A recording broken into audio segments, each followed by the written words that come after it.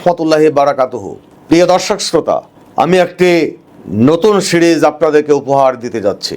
আমার এই সিরিজের নাম দপ্তর ও দায়, জনতার ভোটের গাইড। আমি কোনো রাজনৈতিক বিশ্লেষক নই। গত 54 বছরে আমার চোখে দেখা প্রিয় জন্মভূমি বাংলাদেশে বসবাসরত দুর্ভাগা জাতির চিত্র থেকেই তুলে ধরার চেষ্টা করছি। আপনারা আমার ইউটিউব চ্যানেল সাবস্ক্রাইব করুন, ফেসবুক পেজে ফলো করুন। সিরিজের একটি এপিসোডও অবহেলা করবেন না। আপনাদের কমেন্ট খুবই মূল্যবান, তাই কমেন্ট বক্সে মূল্যবান কমেন্ট আমি আশা করছি।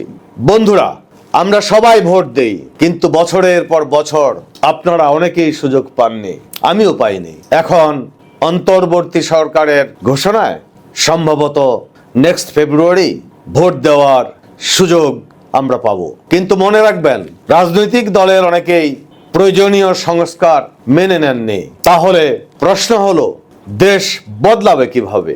আপনার আমার ভোট শুধু একদিনের জন্য নয়, আগামী প্রজন্মের জন্য। টাকা নিয়ে ভোট দেওয়া মানে নিজের ভবিষ্যৎ বিক্রি করে দেওয়া, সন্তান বা প্রজন্মের সুযোগ বন্ধক রাখা, আর দুর্নীতির লাইসেন্স দিয়ে দেওয়া। এটাই কি স্বাভাবিক?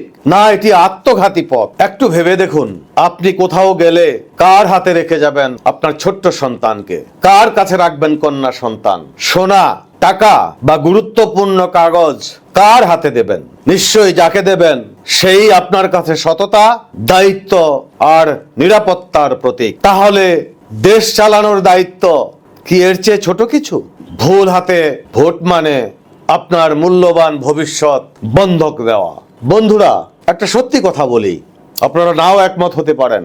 অনেক রাজনীতিবিদ বা বুদ্ধিজীবী আমার ধারণা ভেবে থাকেন জাতি অজ্ঞ, অসভ্য ও অসৎ। তাদের বিশ্বাস ভোট কেনা যায় টাকায় এবং প্রতিশ্রুতিতে। So they use this. আমি বা আপনারা কি সত্যি এমন? নাকি আপনারাই প্রমাণ করবেন জাতি বিক্রির জন্য নয়, জাতি সততার উপর দাঁড়াতে পারে, আর বাংলাদেশি ভোটার নিজের প্রজন্মের জন্য লড়তে জানে?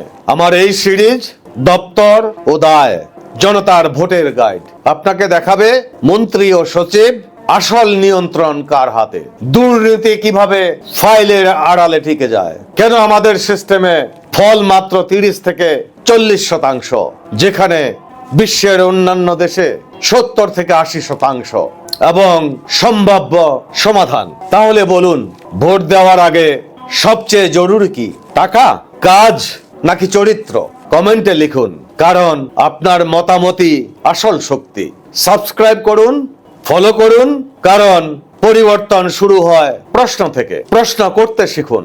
আমার এই সিরিজ দেখার জন্য অগ্রিম আমন্ত্রণ রইল। ততক্ষণ ভালো থাকবেন। আসসালামু আলাইকুম ওয়া রাহমাতুল্লাহি ওয়া বারাকাতুহু।